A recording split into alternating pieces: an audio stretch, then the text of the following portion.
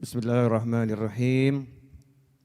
Alhamdulillahi Rabbil Alamin. Allahumma salli wa sallim ala Sayyidina Muhammadin miftahi babi rahmatillah adada ma fi ilmillah salatan wa salaman daimaini bidawami mulkillah wa ala alihi wa sahbihi.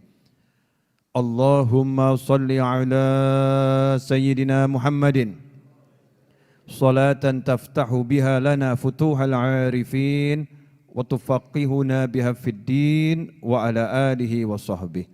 Allahumma salli ala Sayyidina Muhammadin ghina'i faqri wa hayati ruhi wa sururi qalbi wa najati fid dunya wal akhirah.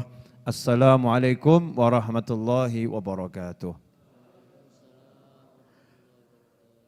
Alhamdulillah malam hari ini kita dipertemukan kembali dalam keadaan sehat walafiat. Mudah-mudahan semuanya semakin sehat, panjang umur fi taatillah sehat walafiat, dan yang sakit diberi kesembuhan dan kesehatan. Amin Allahumma amin. Malam hari ini saya mau ngajar simple, sederhana, dan tidak panjang. Tapi mudah-mudahan barokah. Biar majelis Seninnya istiqomah ya, biar majelis Seninnya istiqomah. Tentang masalah keistimewaan sholawat pada Nabi Muhammad sallallahu alaihi wasallam.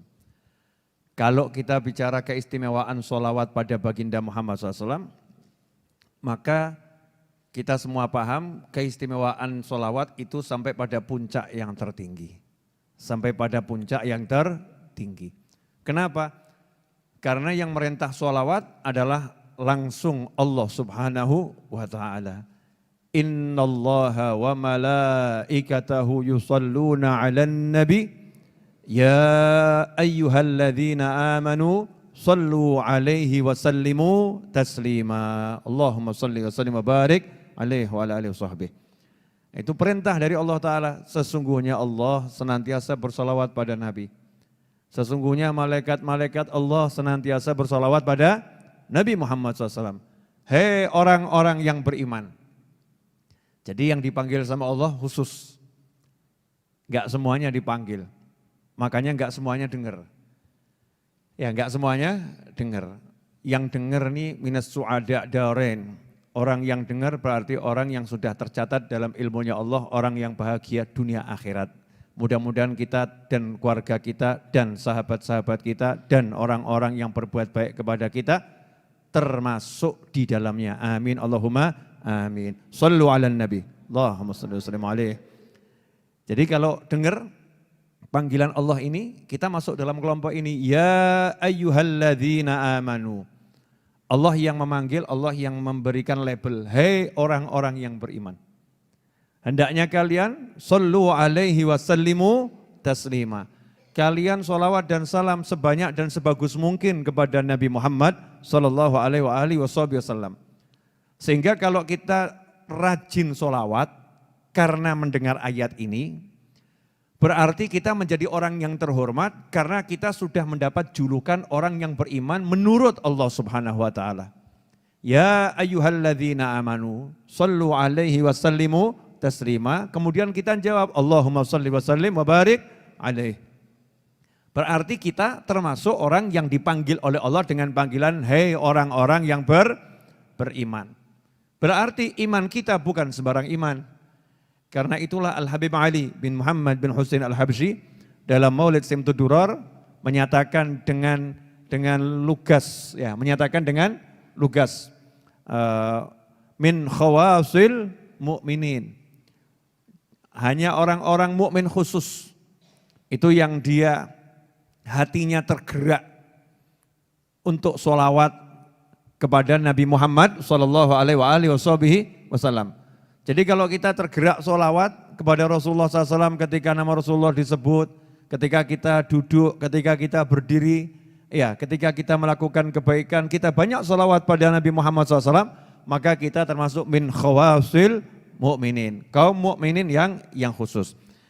Pada kesempatan ini saya mau membahas satu hal saja karena ini buku setebal ini Enggak, setebal ini isinya semua tentang fadilah sholawat.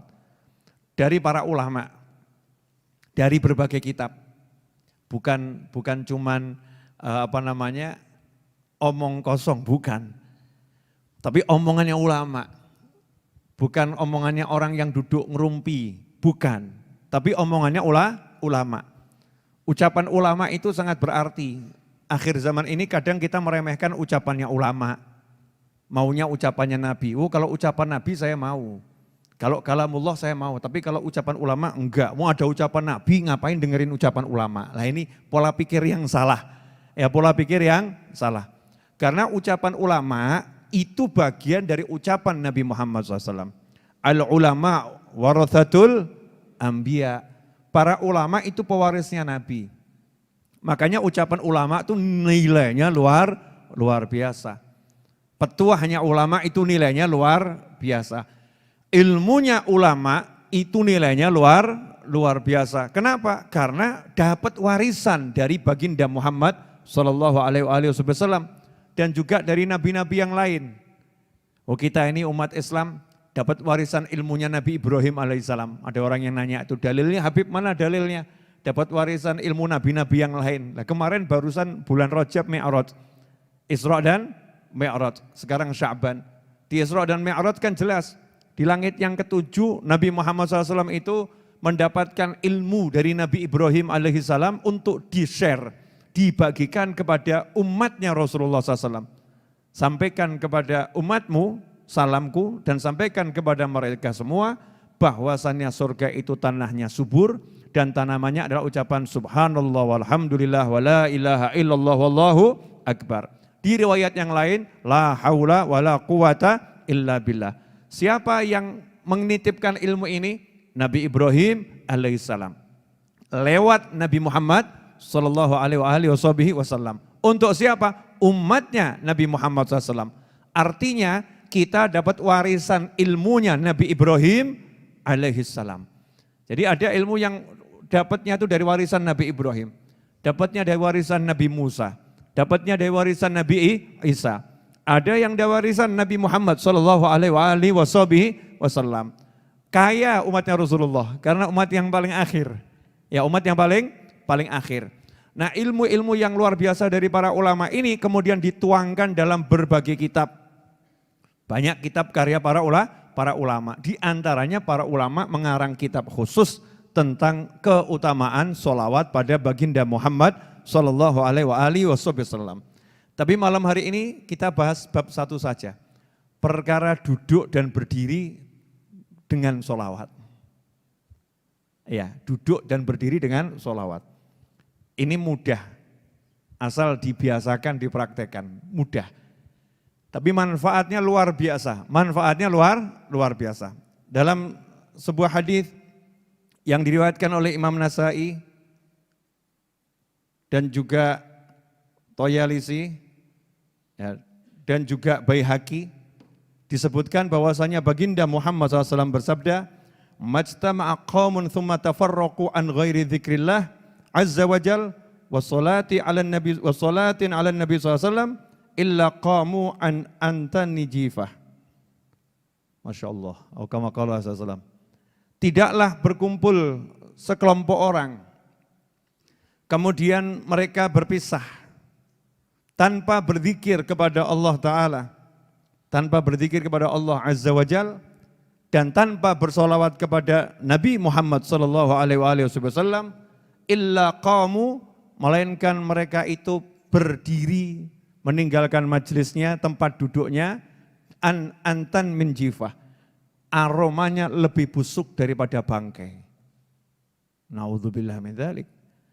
Jadi kalau tadi kita duduk di warung, duduk di mall, ada restoran, kita duduk di rumah kita, di kursi-kursi kita, duduk di lantai-lantai, enggak ada zikirnya, enggak ada sholawatnya duduknya itu, maka aroma kita itu busuknya lebih daripada bangkai. Untung saja pakai masker semua ya. Ya pakai masker. Tapi ini bukan masker ini, kalau nggak bisa mencium aroma itu ya, memang hidung kita buntet secara ruhaniyah. Karena ruhani kita kotor hidungnya. Tapi orang-orang soleh, para wali Allah, hidungnya ini jernih. Maka kalau ada orang itu kurang zikir, kurang sholawat, aromanya antan min jifah, lebih busuk daripada bangkai. Cuman nggak bisa dimaskeri, kan repot juga ya. Repot nih orang-orang soleh kalau ketemu, mudah-mudahan kita nggak seperti itu. Kalau kita seperti itu, terganggu tuh orang-orang soleh dengan aroma kita. Makanya diajarkan oleh para ulama, kalau kalian mau duduk, ya baca Bismillahirrahmanirrahim, Allahumma sholli wa sallim ala Sayyidina Muhammadin wa ala alihi wa sahbihi, atau Bismillahirrahmanirrahim, sallallahu ala Muhammad. Bismillahirrahmanirrahim, Allahumma sholli ala Sayyidina Muhammad. Pokoknya bismillah sholawat. Bismillah sholawat. Duduknya itu baca bismillah, baca sholawat.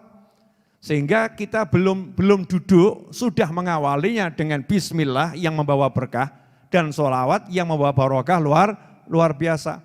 Nanti kalau bangun dari tempat duduk, disuruh baca Bismillahirrahmanirrahim, sallallahu ala Muhammad atau Allahumma sholli ala Sayyidina Muhammad, terserah sholawatnya apa.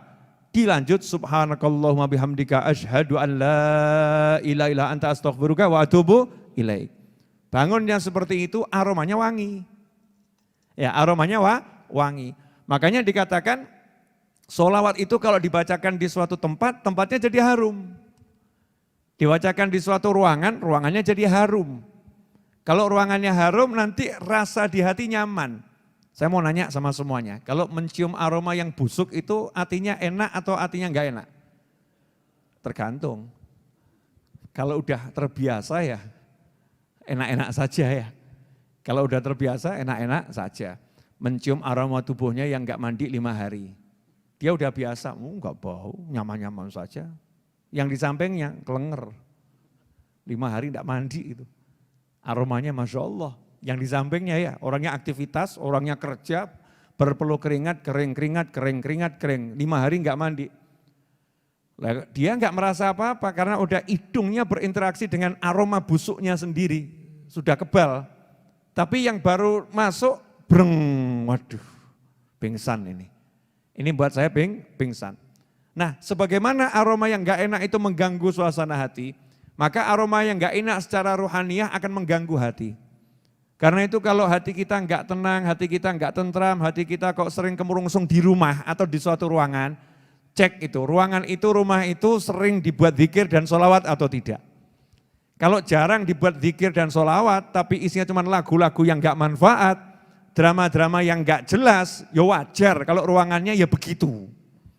Ya wajar, secara ruhaniyah ruangannya seperti itu. Karena itu kita harus membuat diri kita dimanapun berada, membuat ruangan itu jadi indah karena kehadiran kita. Ruangan itu jadi harum karena kehadiran kita. Dengan apa? Dizikiri, disolawati. Bismillah, Allahumma sholli ala Sayyidina Muhammad. Gampang atau susah itu? Gampang ya. Prakteknya? Brok, selesai. Brok, halo, iya, halo, bisa. Duduk langsung telepon 2 jam bisa. Duduk langsung update status bisa. Selfie, jepret. Update status. Baru di kafe A, baru di restoran A. Cepret pemandangan indah, baru di tepi sungai, apa gitu ya, bisa. Tapi duduk kemudian langsung update status, sholawat dulu guys, enggak ada kita nih. Enggak ada, duduk sholawat dulu guys gitu. Sholawat dulu bro, enggak ada nih, duduk gitu enggak kita. Enggak mengajarkan pada diri kita dan orang lain seperti itu. Kita ini ya, jangan ngomong orang lain. Padahal mudah itu. Bangun dari duduk baca sholawat. Bangun, bismillah, Allahumma sholli ala Sayyidina Muhammad. Kalau enggak dibiasakan nanti enggak bisa. Biasakan menghadirkan Rasul SAW ketika kamu mau duduk. Hadirkan Allah Tuhanmu ketika mau duduk. Hadirkan Rasulmu ketika mau duduk. Hadirkan Allah dan Nabimu ketika mau bangun. Diingat gitu ya dalam benak kita, oh saya punya Tuhan Allah, bismillah, minta tolong sama Allah nih mau duduk, biar selamat duduknya. Allahumma sholli ala Sayyidina Muhammad, biar berkah, biar diterima nih permintaannya sama Allah, saya bawa nama Rasulullah. Biar enak tempat duduknya, biar barokah. Buka warung, kok warungnya kurang berkah, enggak pernah disolawatin. Diribahin iya, dinamimahin iya. Warungnya buat ngerumpi, warungnya buat jelek-jelekin orang, warungnya buat menyebutkan keburukan-keburukan orang, ya jifah. Aroma warungnya bangkai busuk, bahkan lebih busuk daripada bangkai. Ngeri kan ya. Tapi kalau kita begitu masuk warung di mana kita jualan, kedai kita jualan, toko kita jualan, apapun itu tempat kita bekerja, duduk langsung bismillah dan sholawat, breng wangi. Aromanya harum. Apalagi dilanjutkan sambil baca sholawat 10 kali, ya sholawat 10 kali. Syukur-syukur kalau baca sholawatnya semakin banyak.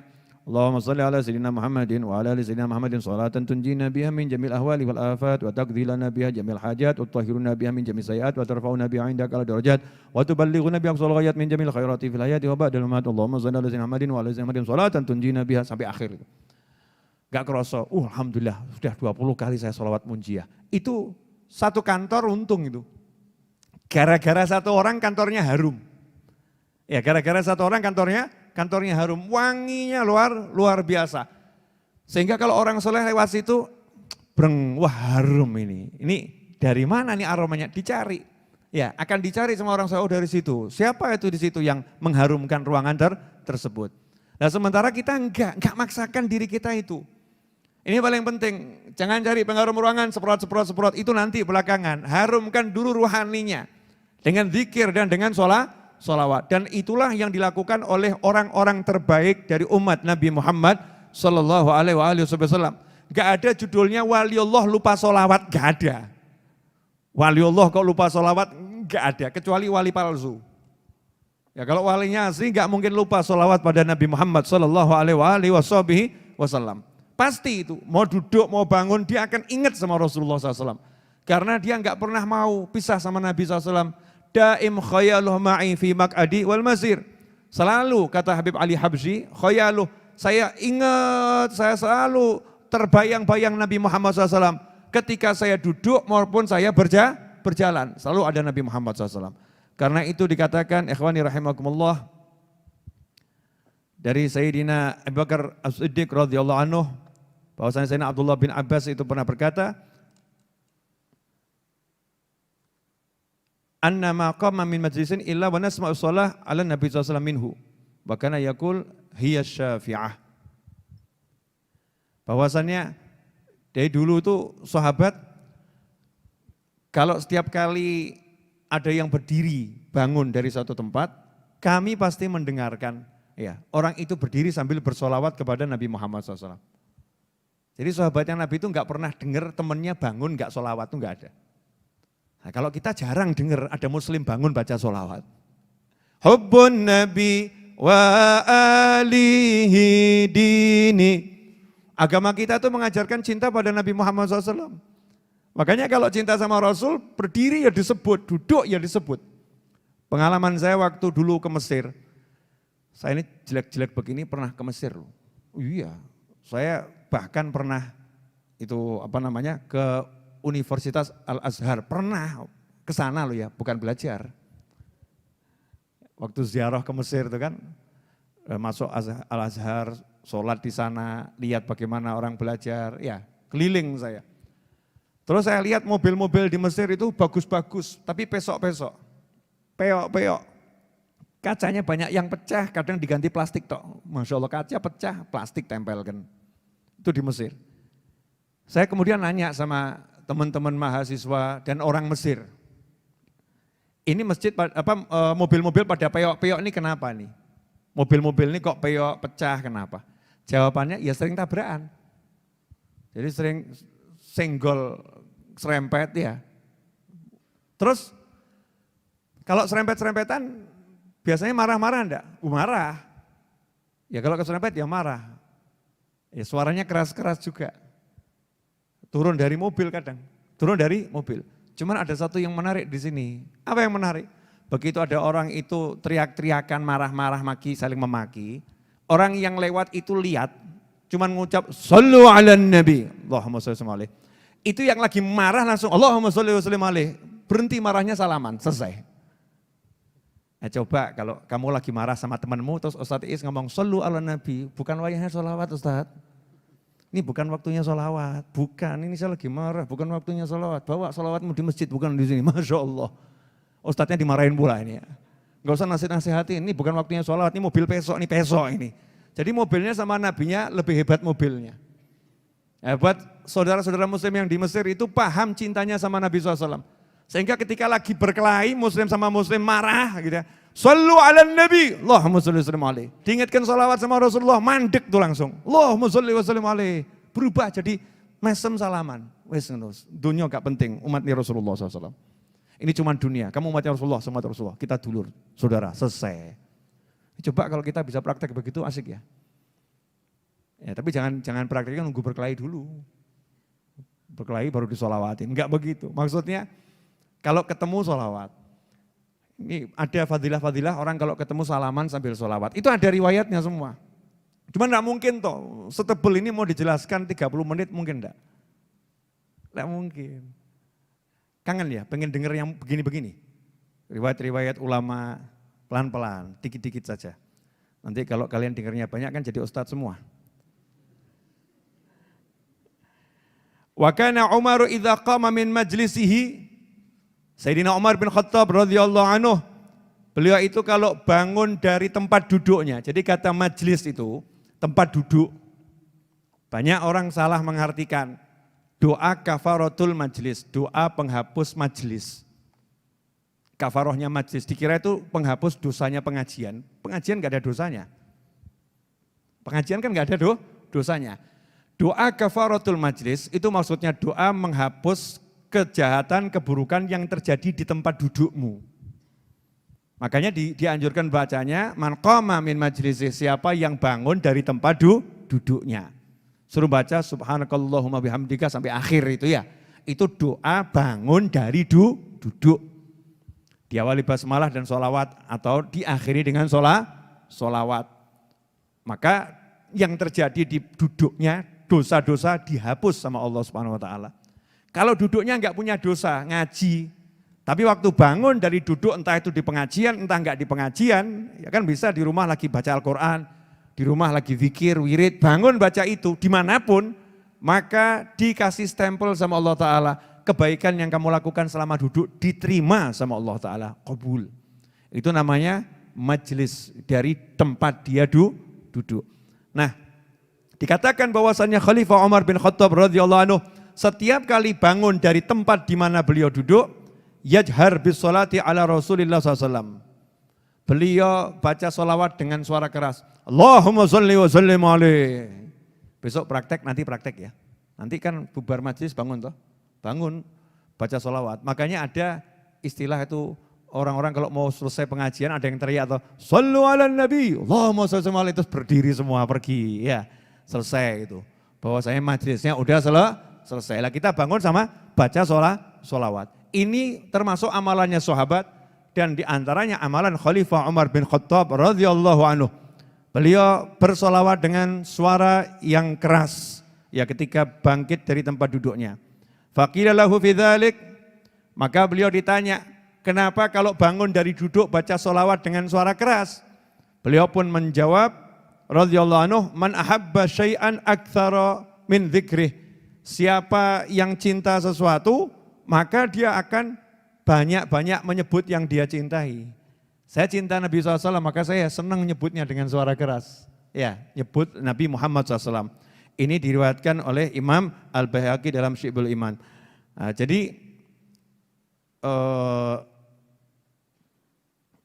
yang seperti itu, baca sholawat bangkit dari tempat duduk, bukan karangan para ulama, tapi betul-betul perintah Nabi dan amalan para sahabat.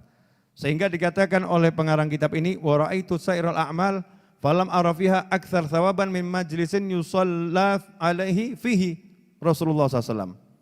Saya tidak melihat, saya sudah melihat semua amal dan saya tidak melihat satu amal yang pahalanya lebih banyak di suatu tempat seperti amalan yang di tempat itu dibacakan sholawat pada Nabi Muhammad SAW. Jadi kalau suatu tempat ada sholawatnya, itu pahalanya paling banyak.